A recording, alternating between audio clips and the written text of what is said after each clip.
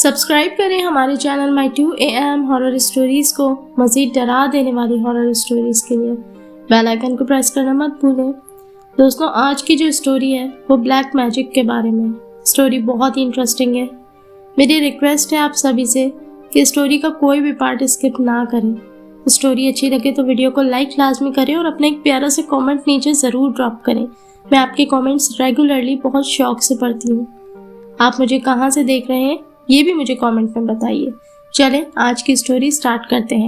تو پھر lights of کریں، ہینڈ فری لگائیں اور اس ہارر اسٹوری کو انجوائے کریں۔ میرا نام قاسم ہے اور یہ واقعہ آج سے تقریباً 8 سال پرانا ہے۔ ہم لوگ کرائے کے گھر میں رہا کرتے تھے، پھر ہم نے تھوڑے تھوڑے پیسے جمع کرنے کے بعد اپنا ذاتی گھر خرید لیا۔ یہ ذاتی مکان جو ہم نے خریدا تھا یہ کراچی کے علاقے اورنگی ٹاؤن میں تھا۔ بہرحال جی، ہم بہت ہی خوشی اور چاہ کے ساتھ اپنے نئے گھر کے اندر شفٹ ہو جاتے ہیں، لیکن اس گھر میں شفٹ ہونے کے بعد کچھ ہی عرصے کے اندر ہمارے سبھی کے حالات آہستہ آہستہ چینج ہونا شروع ہو جاتے ہیں۔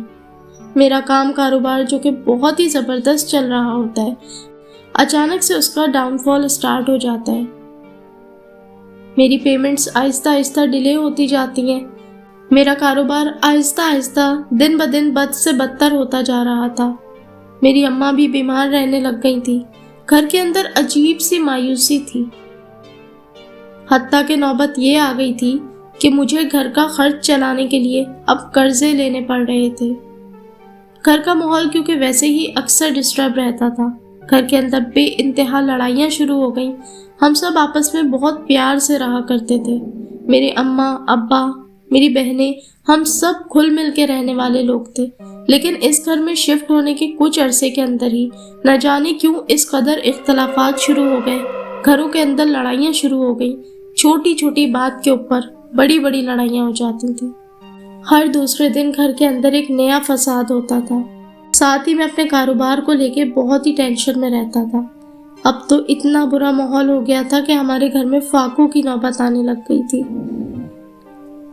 بہت ہی بے بسی کے ساتھ جب میرے حالات ہر طرف سے بے انتہا خراب ہو گئے، تب میں نے سوچا کہ کیوں نہ کسی مسجد کے مولوی صاحب سے رجوع کیا جائے۔ حالات خراب ہونے کے ساتھ ساتھ گھر کا ماحول بھی بہت خراب ہو گیا تھا اور سبھی کے دل ایک دوسرے سے اچاٹ سے رہنے لگ گئے تھے۔ اب تو یہ وقت آ گیا تھا کہ کسی کا نماز روزے میں بھی دل نہیں لگتا تھا۔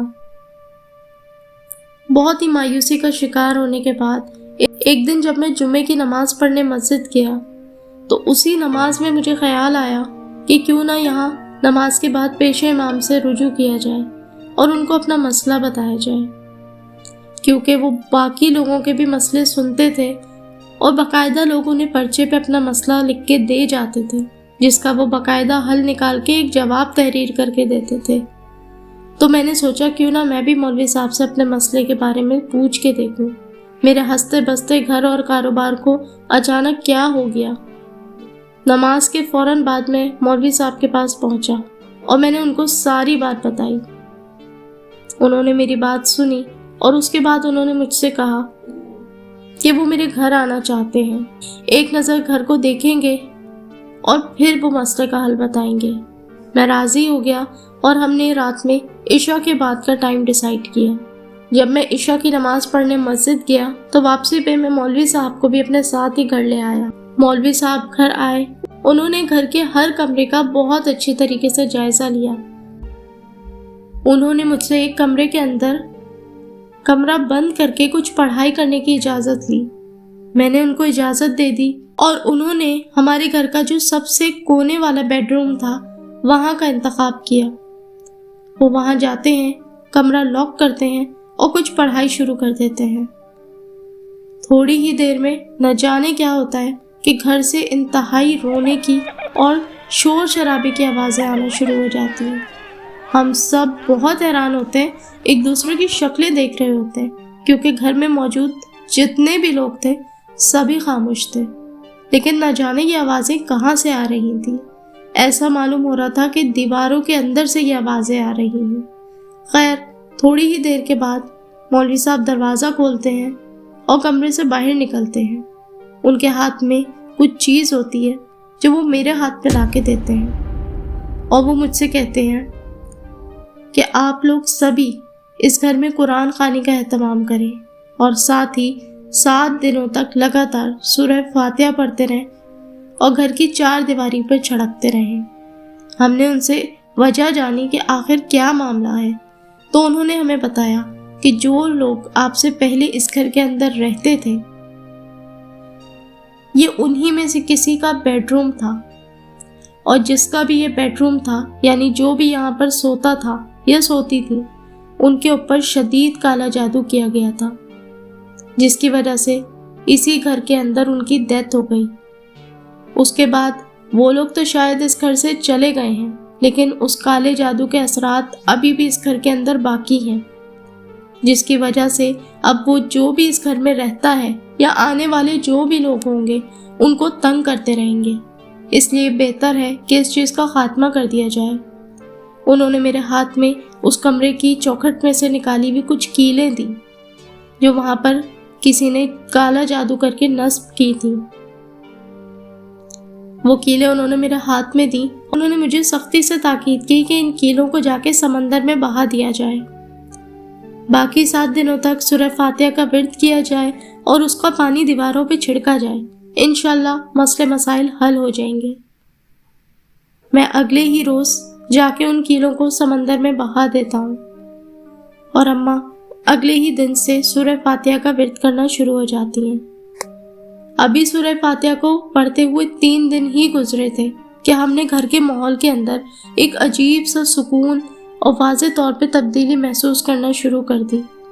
گھر کا ماحول بہت پرسکون ہوتا جا رہا تھا، اور یہ سکون آہستہ آہستہ ہم سب محسوس کر رہے تھے۔